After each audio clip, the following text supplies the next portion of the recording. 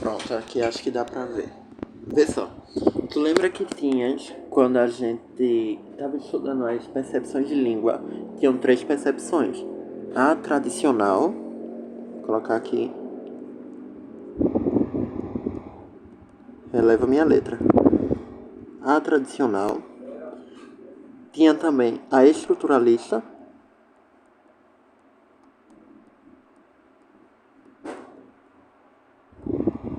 E a funcionalista. Ok. Na morfologia, a gente vai ter percepções de analisar o fonema de acordo com cada uma dessas percepções de língua. Sim? Cada uma vai ver o morfema de uma forma. Então, tu podes adotar na hora de fazer a prova ou de fazer algumas atividades dela essas duas formas de analisar o morfema. Essas duas formas. A tradicional não. Eu vou explicar por quê. Vê só. Vou representar aqui pelo número 1, 2 e 3, beleza? Vamos lá. Como é que a primeira, que é a tradicional, analisa o morfema? Ela não analisa o morfema, porque nessa época, que era antes do século XX,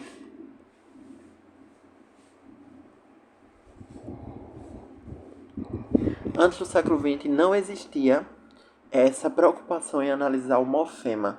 Então, o que era analisado era a palavra. Então, aqui, ó, análise da palavra.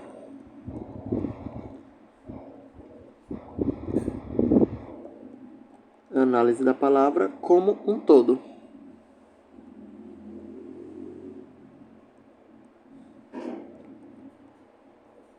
Análise da palavra como um todo. Mas como assim? Vamos lá, um exemplo.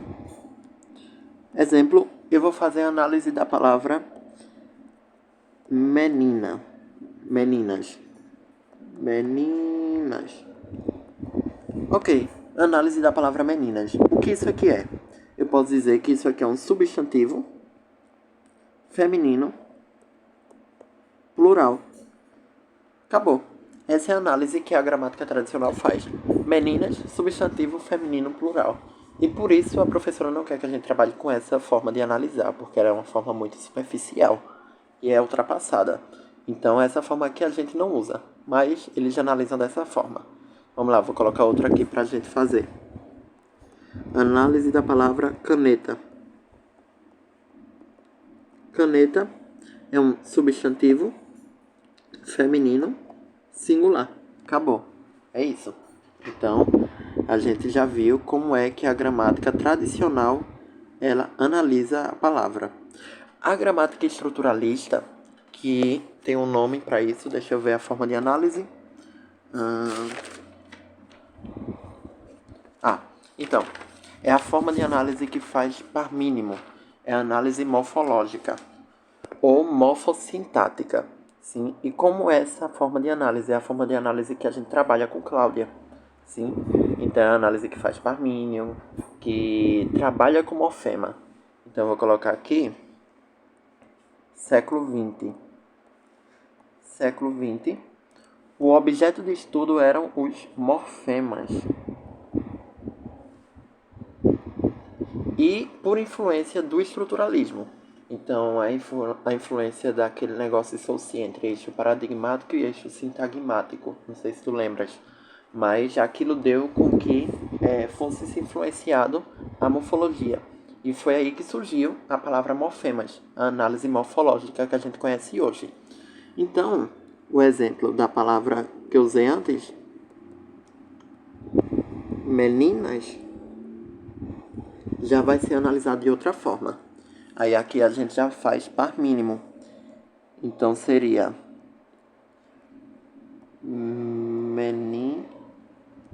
menina, que a gente poderia contrastar, e sobrou o S. Esse S a gente pode dizer que é um alomorfe plural, ou a gente pode dizer também que é uma desinência de número plural. DNP, desinência de número plural.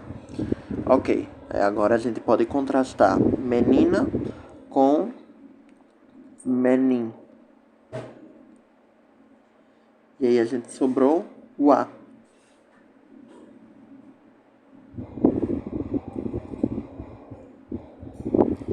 Esse A aqui, ele vai ser desinência de gênero.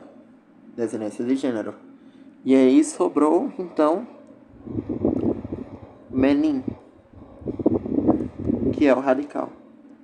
Sim, então essa é a análise estruturalista do século XX, que é a análise que a gente faz hoje.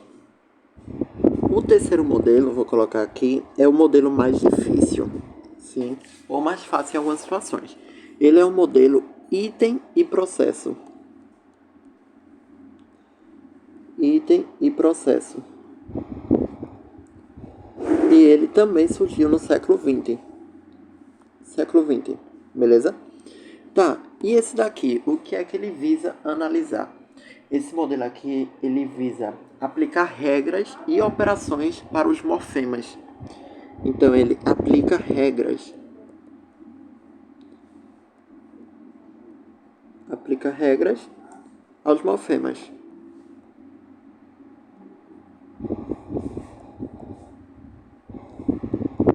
Beleza, mas como é que vai ser isso aí de aplicar regras? Vamos lá. Olha só, aqui tem um exemplo. E eu vou usar o exemplo. Eu vou usar o exemplo que a gente usou anteriormente. Meninas. Meninas. Para esse modelo aqui, ele não vai considerar, vê só, ele não considera alomorfes. Alomorfes, se tu se lembra, eles vindo para cá, ó, eu coloquei aqui alomorfe plural. Alomorfes são variações de um mesmo morfema, mas que indicam a mesma coisa. Como assim? O morfema S indica plural, mas em alguns casos o morfema E e S indica plural. Em alguns casos o morfema ES indica plural. E em alguns casos apenas o morfema S indica plural, como foi nesse caso aqui. Então, o morfema S é um alomorfe, porque ele sofre variações e indica a mesma coisa. Pronto. Esse modelo, o último, ele não trabalha com alomorfes. Tá, então o que ele vai pensar disso aqui? Como ele vai analisar isso aqui? Da seguinte forma. Eita, chave feia. Ele vai dizer que menina é um radical. Menina é um radical. E S é uma desinência de número. Desinência de número. Sim, e acabou a análise. É isso. Vamos lá, para outro exemplo. A gente agora vai contrastar os dois modelos para tu veres como funciona melhor. A palavra que Cláudio usou lá foi marés. Mares, sim, o plural de mar. Mares. Na primeira análise, vou representar aqui como o número 2, que é aquela análise que a gente usa, influenciada pelo estruturalismo, ele vai fazer par mínimo da seguinte forma. Ele vai dizer que Mari, a gente contrasta com Mares, e esse S aqui, ele é alomorfe. Alomorfe plural. Ou esse S, ele também pode ser chamado de desinência de número. DNP, desinência de número plural. Beleza? Aí depois ele vai dizer que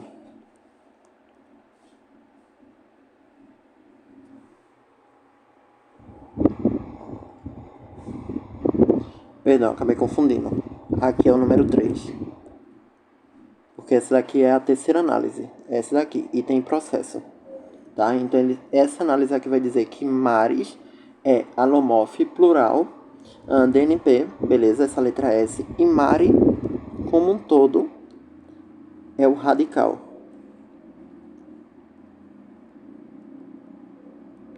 Mari como um todo é um radical. Beleza, a análise terminou. Agora, se eu usar o modelo estruturalista, agora sim aquele modelo estruturalista, ele vai analisar da seguinte forma.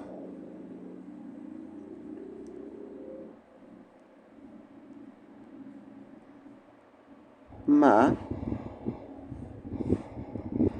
que contrasta com mares. Esse ES do final aqui,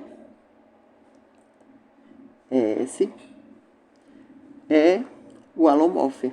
Alomorfe plural. Alomorfe plural, beleza. E ele vai dizer também que o radical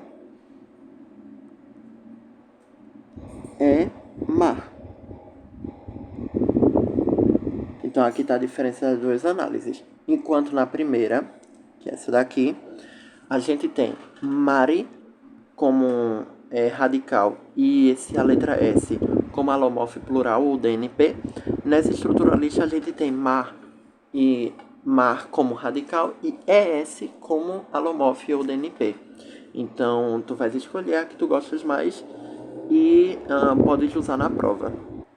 Só para finalizar, vamos lá para outra análise usando as duas formas de analisar. Agora com o verbo cantemos, porque isso aqui tem muita diferença, vê só. Cantemos.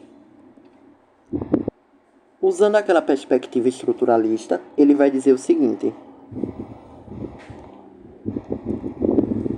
cante, sim,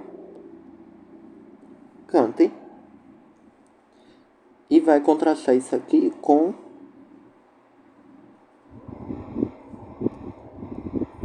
mus, certo? E aqui esse mus, ele vai dizer que é uma desinência número pessoal, ou seja, DNP, desinência número pessoal, beleza? E depois ele vai continuar. Ele vai dizer que cante contrasta com o morfema E. E ele vai dizer que esse morfema E é vogal temática, ou seja, VT, mas ele também é a desinência modo temporal. Então ele também é a desinência modo temporal, a DMT. Por que ele é a desinência modo temporal? Porque a gente pode falar, olha só, a gente pode falar canta e cante. Cante. Canta fica em presente do indicativo e cante fica em presente do subjuntivo. Então a letra E, ela determina o modo e o tempo, certo? Enquanto que ela também é vogal temática. Então só sobra o cante. O cante, então, ele vai ser radical. Radical. Isso tudo aqui é na segunda análise, da que a gente está acostumado, que é aquela estruturalista. Segunda análise, beleza? Na terceira análise, como é que fica? Vamos lá. Mesma palavra. Cantemos. Olha só. Já a coisa já fica bem diferente aqui, porque vê o que ele vai dizer, viu? Vamos lá, a terceira análise, que é a mais difícil. Deixa eu ver se eu ainda lembro sim. Vai ficar dessa forma. Ele vai contrastar. Primeiro ele vai ver essa palavra antes de contrastar dessa forma aqui, ó. Olha só. Ele enxerga um morfema zero ali no meio, certo? E aí fica assim, ó. Vamos lá, vamos começar a contrastar. Fica can, te, morfema zero. E isso aqui é contrastado com o morfema mus, que é o nosso DNP. DNP, desinência, isso, número pessoal, DNP, ok? E aí, depois ele vai contrastar da seguinte forma. Cante, contrastou assim, e ele vai contrastar isso aqui com o morfema zero. Contrastou com o morfema zero e vai dizer que o morfema zero é o nosso DMT, ou seja, desinência modo temporal. Ele vai dizer que é o morfema zero que está indicando ali que o verbo está no subjuntivo, enquanto que esse é, que ele contrasta com Kant, esse é a nossa vogal temática, é a nossa VT. E Kant, que é o que sobra, é o radical. Sim? Então, enquanto aqui a gente vê que a vogal temática ela assume duas características, sim? Ou seja, a vogal temática aqui ela é cumulativa, porque recebe duas características, a característica de vogal temática e a de desinência modo temporal. Aqui na terceira análise ela só recebe uma característica, que é a de vogal temática, enquanto que a quem recebe característica de desinência modo temporal é o morfema zero. Então aqui a gente tem as duas análises, uma feita pela segunda análise e outra feita pela terceira. Sim? Então foi isso aqui basicamente.